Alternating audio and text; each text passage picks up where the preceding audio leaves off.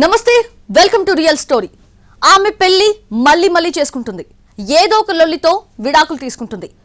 ఏరి కోరి సంపన్నులకు వలవేస్తుంది. ఆస్తులు కొట్టేసేందుకు అరవీర భయంకర ఆలోచనలు చేస్తుంది. తన నిత్య కళ్యాణం పచ్చతోరణంలో భాగంగా హైదరాబాద్లో ఓ పెద్ద వ్యాపారినే పైలోకాలకు పార్సిల్ చేసింది. అందుకు ఆమె ఆడిన నాటకం, వేసిన వ్యూహం, భువనగిరి నుంచి బెంగళూరు దాకా సాగిన అంతు చిక్కని ప్రయాణం, కర్ణాటక, తెలంగాణ పోలీసులు కేసును ఛేదించిన వైనం థ్రిల్లర్ మూవీని తలపించింది. ఇదే ఇవాల్టి రియల్ స్టోరీలో చూద్దాం.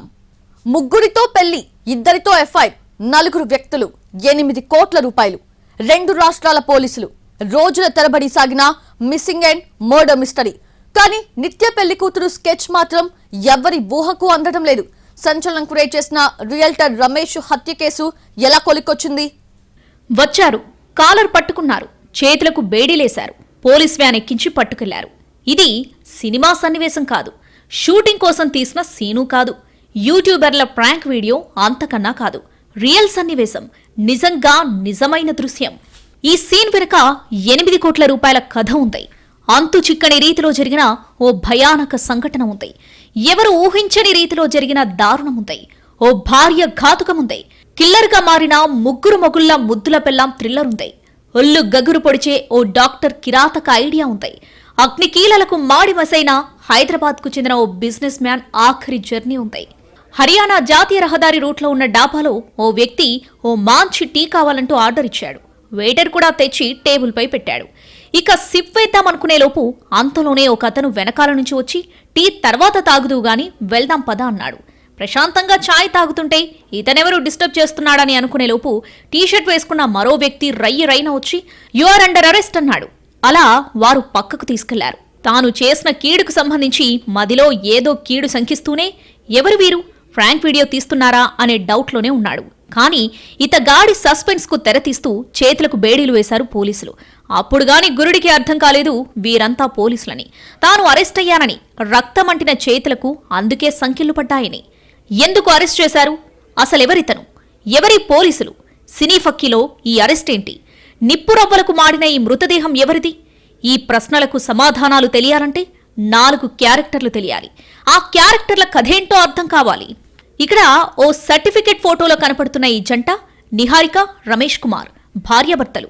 వీరిలో నిహారికది భువనగిరి, రమేష్ కుమార్ది హైదరాబాద్. వ్యాపారవేత్త. మంటల్లో కాలిన మృతదేహం ఇతనిదే. ఇందాక దృశ్యాల్లో అరెస్టైన వ్యక్తి అంకుర్ రాణా, ఇతనిది హర్యానా. ఇక మరో క్యారెక్టర్ నామధేయం డాక్టర్ నిఖిల్ రెడ్డి. ఈ వైద్యుడు బెంగళూరులోనే ఉంటాడు. సొంత జిల్లా కడప. ఇద్దరు హైదరాబాద్, ఒకరు కడప, మరొకరు హర్యానా. రమేష్ డెడ్ బాడీ దొరికింది మాత్రం కర్ణాటకలోని కొడగు అడవుల్లో. నిహారిక, అంకుర్ రాణా, నిఖిల్ రెడ్డిలను పోలీసులు అరెస్ట్ చేశారు. అసలు ఈ 4కి లింక్ ఏంటి? Hyderabad business man Ramesh Kumar dead body Karnataka అడవుల్లో కాలిపోతూ కనిపించడమేంటి? రమేష్ కుమార్, అంకుర్ రాణా, డాక్టర్ నిఖిల్ రెడ్డి ఈ ముగ్గురికి కేంద్ర బిందువు నిహారిక. ఈమె చుట్టే కథంతా తిరిగింది. సూత్రధారి, పాత్రధారి ఈమెనే. 8 కోట్ల రూపాయల స్టోరీ కూడా ఈమెదే. అసలేం జరిగింది? మానవ సంబంధాలన్నీ ఆర్థిక సంబంధాలేనని కారల్ మార్క్స్ ఏనాడో చెప్పాడు. పైసానే పరమాత్మ, పైసానే జీవితం. విలువలు, ఆప్యాయతలు, బాధ్యతలన్న మాటలకు డబ్బుల ముందు విలువలేదు. ధనం మూలం మిదం జగత్. డబ్బు కోసం అడ్డదారులు తొక్కుతారు. అడ్డుగా ఉన్నారని సొంత మనుషులను చంపేస్తారు. పన్నాగాలు పన్ని అంతమొందిస్తారు. ఎవరూ చూడలేదు, ఎవరూ వినలేదు, ఆధారాలేమీ దొరకవని తెగ సంబరపడతారు. కానీ క్రైమ్ ఐడియాలన్నీ బద్దలై దొరికిపోతారు. ఈ ముగ్గురు కూడా ఇలాగే దొరికిపోయారు. క్రైమ్ థ్రిల్లర్ వెబ్ సిరీస్లు చూశారు. సొంత తెలివితేటలతో దారుణానికి ఒడిగట్టారు. కానీ ఎవరికీ అనుమానం రాని రీతిలో అత్యంత దారుణంగా చంపేశారు. అంతు చిక్కని వ్యూహం వేశామని లోపల సంబరపడ్డారు. కానీ ఇటు తెలంగాణ పోలీసులు, అటు కర్ణాటక పోలీసులు, ఇంకోవైపు హర్యానా పోలీసుల సాయంతో ఓ మిస్టీరియస్ మర్డర్ వెలుగులోకొచ్చింది. హైదరాబాద్కి చెందిన ప్రముఖ బిజినెస్ మ్యాన్ రమేష్ కుమార్ హత్య తీవ్ర కలకలం సృష్టించింది. ప్రియుడితో కలిసి భర్త రమేష్ను హత్య చేసిన భార్య కర్ణాటకలో భర్త శవాన్ని దహనం చేసింది. హైదరాబాద్కి చెందిన వ్యాపారి రమేష్కి నిహారికతో వివాహమైంది. కొన్నాళ్లు ఆల్ హ్యాపీస్. తర్వాత ఇరువురి మధ్య గొడవలు పెరిగాయి. నిహారికకు మరో వ్యక్తితో పరిచయం ఏర్పడింది. ఆ పరిచయం వివాహేతర సంబంధానికి దారితీస్తే భార్యాభర్తల అనుబంధానికి తూట్లు పడిచిన నిహారిక అక్కడితో ఆగలేదు. భర్త ఆస్తిని కాజేయాలని పథకం వేసింది. అందుకు ప్రియుడు మరో స్నేహితుడి సహకారం తీసుకుంది. భర్తను చంపేసింది. ఆ శవాన్ని కర్ణాటక రాష్ట్రానికి తీసుకెళ్లి ఓ కాఫీ ఎస్టేట్లో కాల్చి బూడిద చేసింది. అక్కడ పనిచేస్తున్న కొంతమంది సగం కాలిన మృతదేహాన్ని చూసి పోలీసులకు ఇన్ఫర్మేషన్ ఇచ్చారు. దీంతో ఘటనా స్థలానికి చేరుకున్న కర్ణాటక పోలీసులు విచారణ మొదలుపెట్టారు. ఈ శవం ఎవరిది? దీని వెనుక ఎవరున్నారు? హత్యకు ఎలాంటి పథకం వేశారు వంటి విషయాలను ఆరా తీశారు. దీంతో కర్ణాటకలో దొరికిన మృతదేహం లింకు హైదరాబాద్లో తేలింది. హర్యానాకు లింక్ ఉందని తెలిసిందే. ఒక్కొక్కరిని అరెస్ట్ చేశారు. తమదైన శైలిలో ప్రశ్నించారు. ఇన్వెస్టిగేషన్ చేసేసరికి పోలీసులే షాక్ అయ్యారు. సొంత భార్యనే మర్డర్ ప్లాన్ వేసిందా? ఎందుకీ ఘాతుకానికి పాల్పడింది? ఎవరెవరితో కలిసి హత్యకు పథకరచన చేసింది అంటూ ఆరా తీశారు. విచారణ చేసిన పోలీసులకు విస్తుపోయే నిజాలు తెలిసాయి. భార్య నిహారిక పెళ్లిళ్లు, ఆమె స్నేహితులు, వివాహేతర సంబంధాలు, రమేష్ ఆస్తిని కొట్టేసేందుకు నిహారిక వేసిన వ్యూహాలు సినిమా స్టోరీకి ఏమాత్రం తక్కువలేదు. ఎంత పర్ఫెక్ట్ గా స్కెచ్ వేసిందో అంతే పర్ఫెక్ట్ గా దొరికిపోయింది.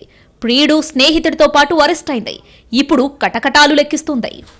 కథంతా ఆ 8 కోట్ల చుట్టే తిరిగింది. వాటిని కొట్టేసి ప్రియుడితో చెక్కేసేందుకు భార్య ప్లాన్ వేసింది. ఎక్కడ చంపాలో, ఎలా తీసుకెళ్లాలో, ఏ ఏరియాలో దహనం చేసి ఆధారాలు మాయం చేయాలో అన్నింటినీ పక్కాగా ఆలోచన చేసింది. ఈమెకు ఇన్ని ఐడియాలు దగ్గరుండి నూరిపోసింది డాక్టర్ నిఖిల్ రెడ్డి. హైదరాబాద్కు చెందిన రమేష్ కుమార్ పెద్ద వ్యాపారి. అనేక బిజినెస్లు చేశాడు. రియల్ ఎస్టేట్ వ్యాపారం కూడా ఉంది. కోట్లకు కోట్లు సంపాదించాడు. ఈ మధ్యకాలంలో తన స్థిరాస్తిని విక్రయించాడు. దాదాపు 8 కోట్ల రూపాయలొచ్చాయి. ఈ 8 కోట్లను కాజేయాలని భార్య పన్నాగం వేసింది. అందుకు డాక్టర్ నిఖిల్ రెడ్డి, అంకుర్ రాణా హెల్ప్ తీసుకుంది. ముఖ్యంగా నిఖిల్ రెడ్డి ప్లాన్ ప్రకారం అంతా సెట్ చేసుకుంది.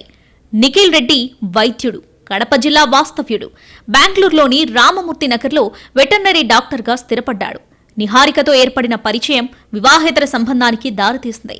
సాఫ్ట్వేర్ జాబ్ పేరుతో హైదరాబాద్ నుంచి బెంగళూరుకు అప్ అండ్ డౌన్ చేసేది. కానీ వెళ్లేది మాత్రం నిఖిల్ రెడ్డితో గడిపేందుకే.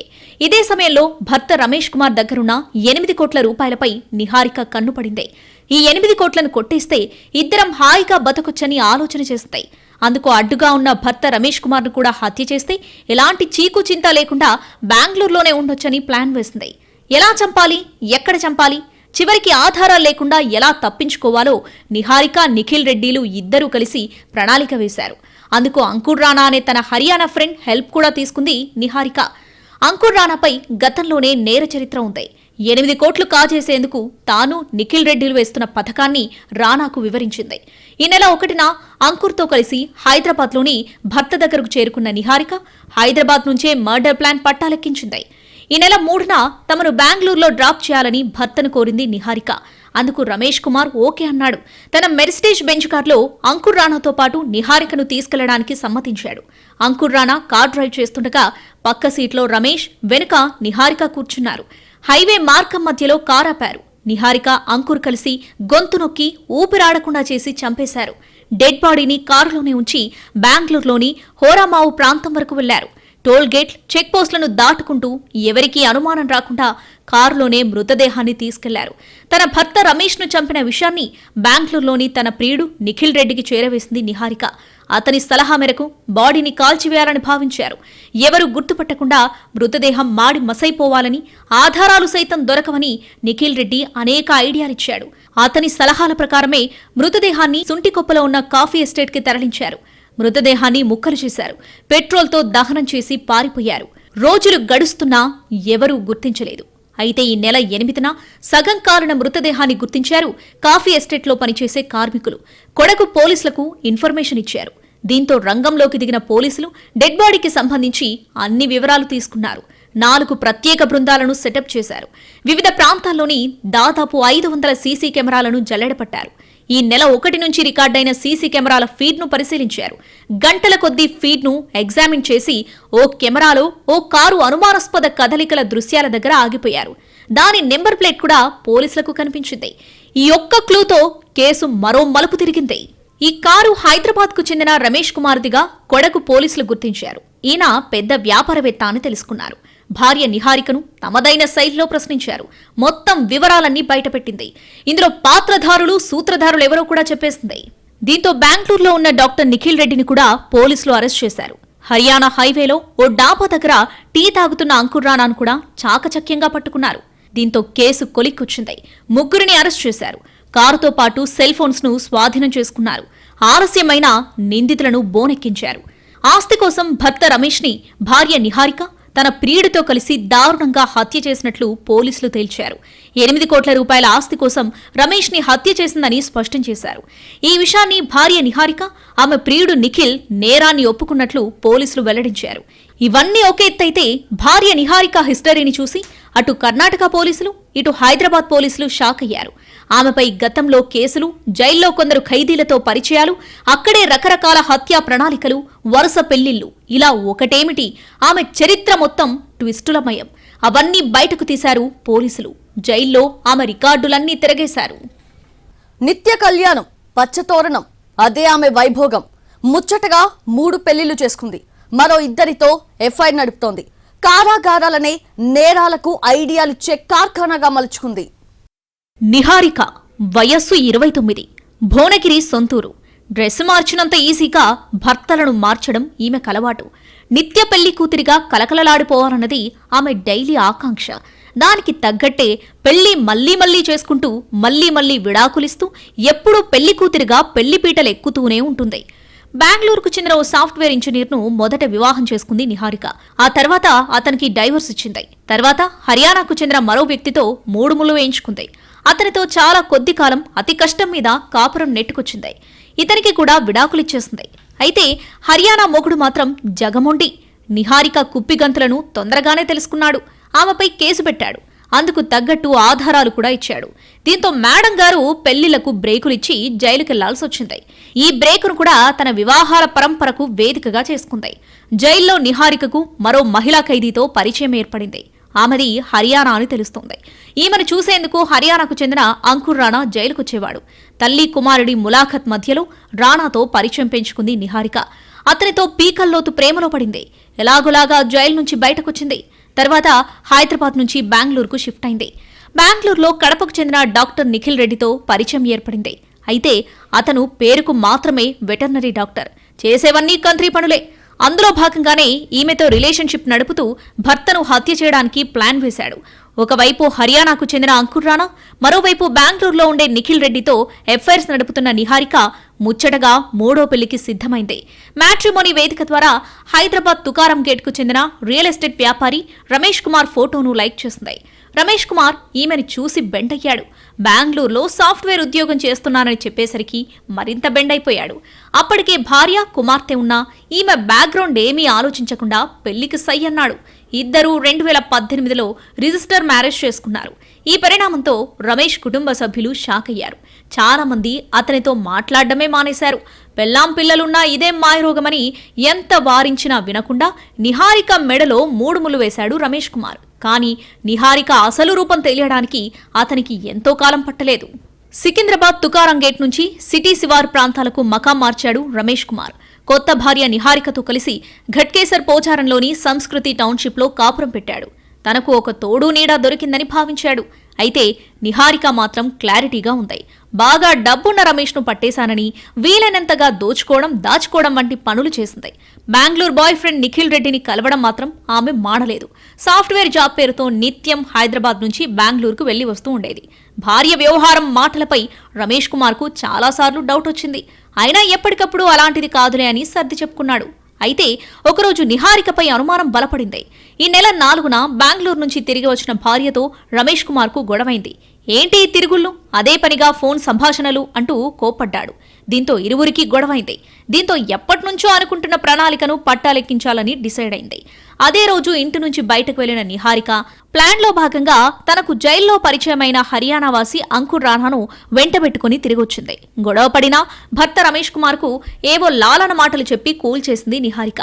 తాను బెంగళూరు వెళ్లాలని, నువ్వు రావచ్చని, మమ్మల్ని అక్కడ డ్రాప్ చేసి రిటర్న్ కావచ్చని చెప్పింది. పెళ్లాం మెలికలు తిరగడంతో చల్లబడిన రమేష్ కుమార్ సరేలే వస్తా అన్నాడు. తన స్నేహితుడు అంకుర్ రాణాకు స్టీరింగ్ ఇచ్చిన నిహారిక భర్తను ముందు సీట్లోనే కూర్చోబెట్టి తాను మాత్రం వెనకాల కూర్చుంది. మార్గం మధ్యలో ముగ్గురు మద్యం సేవించారు. ఒకచోట కారాపాలన్న నిహారిక వెనకాల సీట్లో కూర్చొని భర్త రమేష్ కుమార్ గొంతు పట్టుకుంది. పక్కనే ఉన్న అంకుర్ రాణా కూడా గొంతు అదిమి పట్టుకున్నాడు.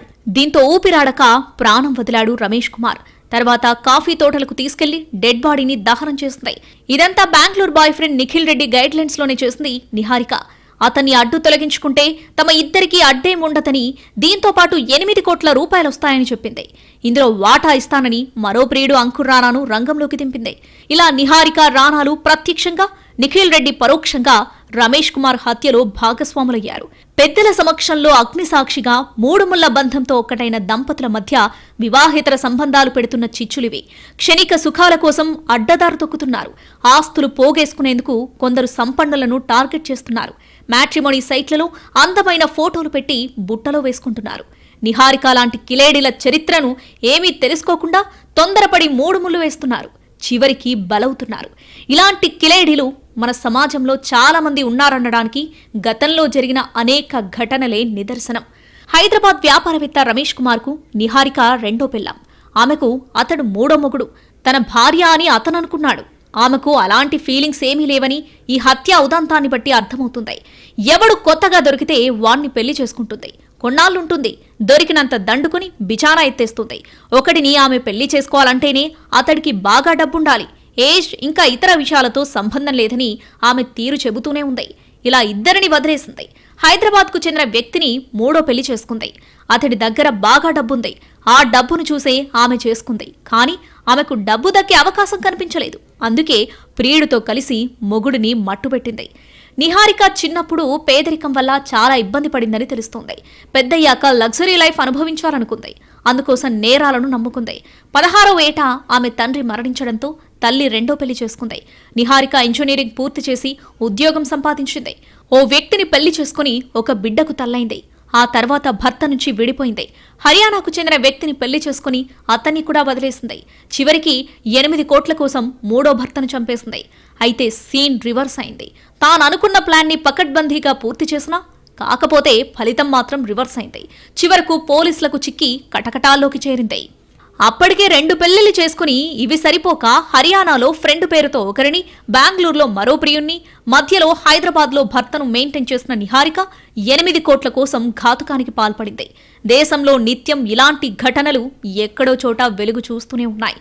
అందుకే మ్యాట్రిమోనీ సైట్లలో మ్యాచెస్ చూసేటప్పుడు అత్యంత జాగ్రత్తగా ఉండాలని పోలీసులు సూచిస్తున్నారు. ఫోటో బాగుందనో, ప్రొఫైల్ నచ్చిందనో, ఆస్తిపాస్తులున్నాయనో, మంచి ఉద్యోగం ఉందనో తొందరపడి మనువాడితే నిండా మునగక తప్పదని వార్నింగ్ ఇస్తున్నారు. అత్యంత జాగ్రత్తగా ఉండాలని సూచిస్తున్నారు.